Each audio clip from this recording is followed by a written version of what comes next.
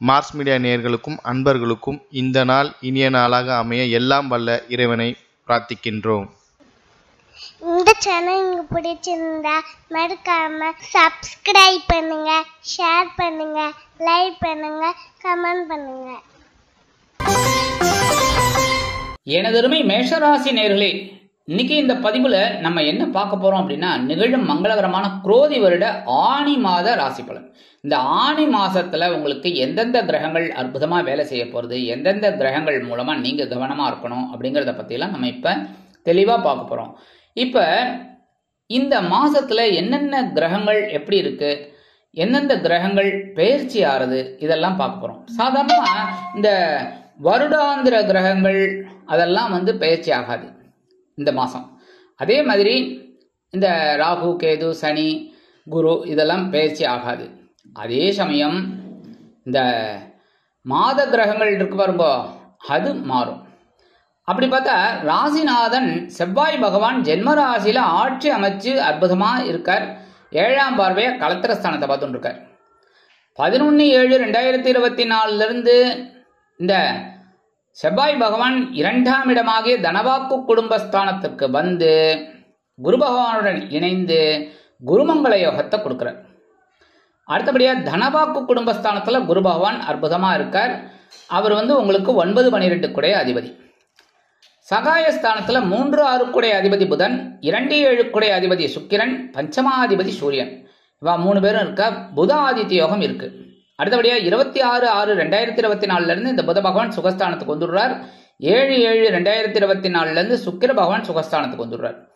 6ஆம் இடத்துல கேது பகவான் குரு பகவானோட பார்வையை வாங்கிட்டு சூப்பரா உட்கார்ந்துட்டு இருக்கார். 11ஆம் இடத்துல 10-11 கூடிய அதிபதி சனீஸ்வர பகவான் அற்புதமா இருக்கார். ஆனா 3ஆம் பார்வையா நேரம் உங்க ஜென்ம ராசியை பார்த்துட்டு இருக்கார். கும்பத்துல இருந்து உங்க ராசியை பார்த்துட்டு இருக்கார். அதே சமயம் அவர் வக்ரகதியில இருக்கார். ஒன்றும் பிரச்சனை இல்லை. 6ஆவது மாசத்துல இருந்து வக்ரகதியில வரார். அதனால ஒன்றும் பெரிய அளவுல பாதிப்புகள் இருக்காது. 12ஆம் இடத்துல ராகு பகவான், இதுதான் சஞ்சாரம். அந்த வகையில ராசிநாதன் ஜென்மராசியில் இருக்கிற வரைக்கும் கொஞ்சம் மனசுல குழப்பம் இருக்கும், கோபம் இருக்கும், ஒரு தாபம். அதாவது என்னடா பண்ண போறோம், என்ன ஒண்ணுமே புரியலையே, ஒரு கதவை சாத்தினா ஒரு கதவு திறக்கும்பாங்க. ஆனா இந்த இடத்துல பார்த்தீங்கன்னா எல்லா கதவும் சாத்தியில இருக்கு, ஒரு கதவும் திறந்தபாடு இல்லையே, ஒரே கஷ்ட ஜீவனமாவே இருக்கே அப்படிங்கிற ஒரு மனசுல குழப்பம் இருந்துட்டே இருக்கும். அது இருந்துட்டே இருக்கு, நிறைய பேருக்கு இருக்கு. ஏன்னா 7ஆம் பார்வையா வேற களத்திரஸ்தானத்தை பார்த்துட்டு இருக்காரு. என்ன அப்ப வாழ்க்கை துணை மூலமாகவும் சில குழப்பங்கள், வாழ்க்கை துணையோட உடல் ஆரோக்கியத்திலையும் கொஞ்சம் பிரச்சனைகள், இந்த மாதிரிலாம் இருக்கு.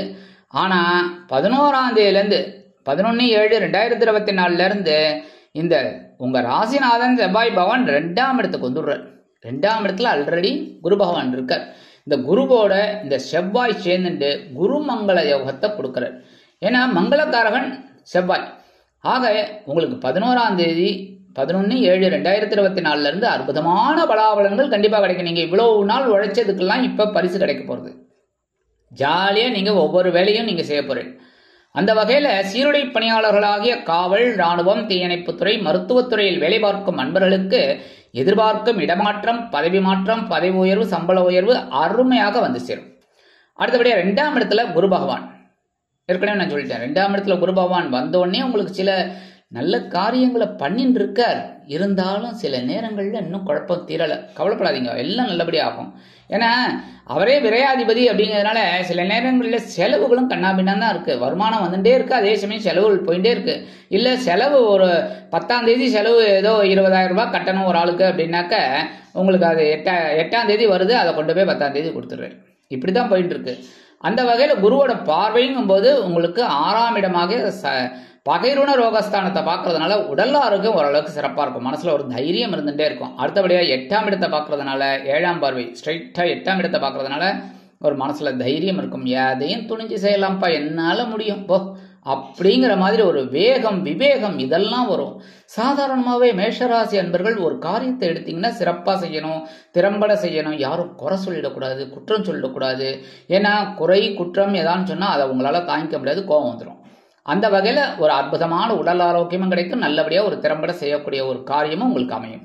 அடுத்தபடியே ஜீவனஸ்தானத்தை 9ஆம் பார்வை பார்க்கறதுனால ஜீவனம் விருத்தி அடையும். வந்துட்டே இருக்கும். நீங்கள் ஏதோ ஒரு வேலை செஞ்சுட்டே இருப்பீங்க, அதுக்கு உண்டான ஒரு காசு வந்துட்டு இருக்கும், அந்த வருமானம் வந்துட்டு இருக்கும், செலவும் வந்துட்டு இருக்கும். அடுத்தபடியாக 3ஆம் இடத்துல ரொம்ப அற்புதமாக புதன் இருக்கார். சகாயாதிபதி, பகைர்வன ரோகஸ்தானாதிபதி புத பகவான் இருக்கார். தைரியம் இருந்துட்டே இருக்கு, வீரியம் இருந்துட்டே இருக்கு. அதே சமயம் தனவாக்கு குடும்பஸ்தானாதிபதி களத்திராதிபதியான சுக்கிர பகவான் இருக்கார். பஞ்சமாதிபதி சூரிய பகவான் இருக்கார். குழந்தைகளின் மூலம் மனக்கிலேசங்கள் இருந்தாலும் மனசுல சந்தோஷம் இருந்துட்டே இருக்கு. அதே சமயம் புதாதித்ய யோகம் இருக்கிறதுனால கல்வி பயிலும் மாணவ மாணவிகளுக்கு கல்வியில் ஒரு முன்னேற்றம் அதிகரிக்கும். தைரியமா செயல்படுவாங்க. ஆசிரியர்கள் என்ன சொல்லி கொடுக்குறாங்களோ டக்கு டக்குன்னு அதை அப்படியே கிரகிச்சுட்டு அதை அப்படியே சொல்றதுக்கு ரொம்ப வாய்ப்புகள் அவங்களுக்கு கிடைக்கும். அதேமாதிரி தனவரமும் ஓரளவுக்கு வந்துட்டு இருக்கும். வாழ்க்கை துணை உங்களுக்கு ரொம்ப ஆதரவா இருக்கார். அதான் பெரிய விஷயம், பாக்கியம். அடுத்தபடியா உடன்பிறப்புகள் ஓரளவுக்கு உங்களுக்கு அனுகூலமா இருப்பாங்க. 26/6/2024 இந்த புத பகவான் சுகஸ்தானமாகிய 4ஆம் இடத்துக்கு வந்துடுறார். 4ஆம் இடத்துக்கு வந்த உடனே என்ன ஆறுது அப்படின்னா, உங்க உடல் ஆரோக்கியத்தில் கொஞ்சம் கவனமா இருந்தா போறோம். ஏன்னா வேலைக்கு சாப்பிட முடியாத ஒரு சிச்சுவேஷன் வரும். ஏன்னா வேலை பலு, அதனால கொஞ்சம் கவனமா இருந்தா நல்லது. ஆனா இந்த வெளியூர் அல்லது வெளிநாட்டு பயணங்களின் மூலம் உங்களது வாழ்க்கையில் நிறைய திருப்பங்களை நீங்க பார்க்கலாம். இந்த நேரத்துல 7/7/2024 சுக்கிர பகவானும் சுகஸ்தானமாகிய 4ஆம் இடத்துக்கு வரதுனால உற்றார் உறவினர்கள் ஆதரவா இருப்பார். அவ மூலமா நீங்க எதிர்பார்க்கிற ஒரு சில காரியங்கள் அற்புதமா நடைபெறும். அடுத்தபடியா 6ஆம் இடத்துல கேது பகவான் குரு பகவானோட பார்வையை வாங்கிட்டு அற்புதமா இருக்கார், சூப்பரா இருக்கார். ஏன்னா 6, அதே சமயம் 12ஆம் இடத்துல விரயஸ்தானத்துல ராகு. என்ன கெட்டவன் கிட்டிடும் ராஜயோகம்.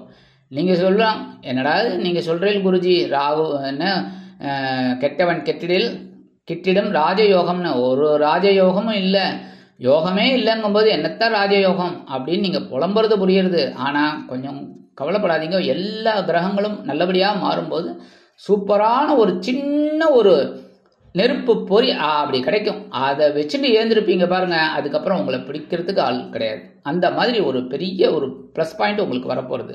அதே சமயம் குருவோட பார்வையும் வாங்கிட்டு இருக்கிறதுனால உடல் ஆரோக்கியம் சிறப்படையும். கடன் சுமை குறைவதற்கு சில வாய்ப்புகள் உங்களுக்கு உருவாகும். அடுத்தபடியா 11ஆம் இடத்துல 10-11 கூட அதிபதி சனீஸ்வர பகவான். இந்த சனீஸ்வர பகவான் ஜீவனாதிபதி, லாபாதிபதி. லாபாதிபதி லாபஸ்தானத்தில் இருக்கிறது ரொம்ப சூப்பர். நீங்க நினைக்கலாம், ஆகா என்னடா அது இவ்வளவு லாபஸ்தானத்துல லாபாதிபதி இருக்கார், ஜீவனாதிபதி இருக்கார், ஒன்னத்தையுமே காணமே, ஏன் இப்படி இருக்கு அப்படிங்கிற ஒரு புலம்பல் புரியுது. ஆனா அவர் என்ன பண்றார், 3ஆவது பார்வையா உங்க ஜென்மராசியை பார்த்துட்டு இருக்காரு. என்ன பண்றது, மந்தக்காரகன் ஆயுள்காரகன் உங்க ஜென்மராசியை பார்க்கறதுனாலே சில நேரங்களில் சில தடை தாமதங்கள் இதெல்லாம் கிடைக்கிறது. இதுக்கு நான் உங்களுக்கு அற்புதமான ஒரு பரிகாரத்தை கீழே சொல்றேன், சரியா? அடுத்தபடியா 12ஆம் இடத்துல ராகு பகவான். 12ஆம் இடத்துல இருக்கிற ராகு பகவான் உங்களுக்கு ஒரு உத்வேகத்தை கொடுப்பார். ஏன்னா ராகு என்னைக்குமே பிரம்மாண்டம். இப்ப அதெல்லாம் உங்களுக்கு ஒரு டாபிக் சொல்றேன். 12ஆம் இடத்துல ராகுவுக்கு துர்க்கையை ஏன் வச்சான் அப்படின்னா அதுக்கும் காரணம் இருக்கு. அந்த வகையில இந்த ராகு பகவான் 12ஆம் இடத்துல இருக்கிற ராகு பகவான் உங்களுக்கு பிரம்மாண்டத்தை ஒரு கற்பனையை யோசிச்சு கொடுப்பார். ஏன்னா இப்படி ஸ்கெட்ச் போட்டா நமக்கு இந்த மாதிரிலாம் வேலை நடக்கும் அப்படிங்கிற ஒரு எண்ணம் உங்களுக்கு கிடைக்கும். அதனாலேயே சில உயர்வுகளும் உங்களுக்கு வரப்போறது. பொறுமையா இருங்க, கண்டிப்பா அந்த பொறுமைக்கு பரிசு கிடைக்கும். என்னைக்குமே பொறுமை வீண் போகாது, பொறுத்தார் பூமி ஆழ்வார். கரெக்டா? அந்த வகையில வெளியூர் அல்லது வெளிநாட்டு பயணங்கள் உங்களுக்கு கண்டிப்பா கிடைக்கும். இடமாற்றம் இனிமையாக அமையும். சில பேருக்கு ஊர் மாற்றம், நாடு மாற்றம், ரொம்ப நாளா ஃபாரின்ல போய் வேலை செஞ்சுட்டு இருக்கேன், என்ன இங்க வந்துடலாம், இந்தியாவுக்கு வந்துடலாம், இல்லை அவங்க தாய் நாட்டுக்கு போயிட்டு அவங்க ஊர்ல எதையாவது ஒன்று பண்ணலாம் அப்படின்னு நினைச்சிட்டு இருக்கிறவாளுக்கெல்லாம் அற்புதமான ஒரு பலாபலன்கள் கிடைக்கும். இடமாற்றம் இனிமையாக அமையும்.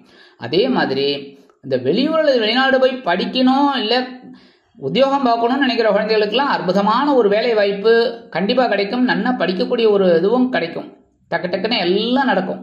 அடுத்தபடியா பரிகாரமா என்ன பண்ணினா ரொம்ப விசேஷம், கண்டிப்பா எம்பெருமான் முருகப்பெருமானை நீங்க தினந்தோறும் வழிபாடு பண்றது ரொம்ப விசேஷம், சரியா? முருகப்பெருமான தினந்தோறும் வழிபாடு, கந்த சஷ்டி கவச்சம் பாராயணம் பண்ணுங்கோ, இல்லைன்னா கந்த குரு கவச்சம் பாராயணம் பண்ணுங்கோ, இல்லைன்னா கந்தர் அனுபூதி பாராயணம் பண்ணுங்கோ. உங்களுக்கு எது சூட்டபிளோ அதை எடுத்துக்கோங்க. அதுவும் இல்லை சுவாமி எனக்கு 3மே தெரியாது, சரியா? நான் என்ன பண்றது? நல்ல அருமையான கேள்வி. ஏன்னா எல்லாருக்கும் எல்லாமே தெரிஞ்சிருச்சுன்னா அப்புறம் ஒண்ணுமே கிடையாது, கரெக்டா? அந்த வகையில நான் என்ன பண்றதுன்னு நீங்க சில பேர் கேட்கலாம். அவளுக்கெல்லாம் என்ன அப்படின்னா, ஓம் சரவண பவாய நமக ஒரு 27 தடவை, 27 கண்டிப்பா சொல்லணும். அது எவ்வளவு நேரம் ஆகும்? 10 நிமிஷம் கூட ஆகாது, சரியா? 27 தடவை ஓம் ஸ்ரீ சரவண பவாய நமக அதை சொல்லுங்க. அடுத்தபடியா சனீஸ்வர பகவானுக்கு பிரீத்தி என்ன தெரியுமா? காகத்துக்கு சாதம் வைக்கிறது. சரியா? காகத்துக்கு சாதம் வைக்கிறது ரொம்ப விசேஷம். அன்னம், கண்டிப்பா அன்னம் வைங்கோ.